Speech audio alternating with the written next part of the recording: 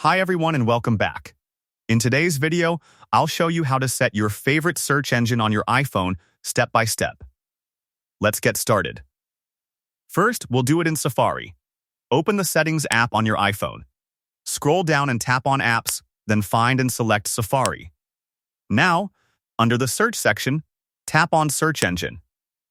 Here, you'll see a list of available search engines. Simply choose the one you prefer. Once you've selected it, open Safari. Tap on the search bar, type anything, and you'll see results coming from your selected search engine. Now let's move to Google Chrome. Open the Chrome app on your iPhone. At the bottom, tap on the three dots icon. From the menu, go to Settings. Next, tap on Search Engine, and you'll see multiple options. Choose your preferred one, then confirm your selection.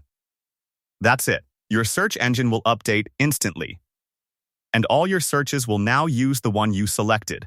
Thanks for watching. Don't forget to like this video and subscribe to the channel for more helpful guides.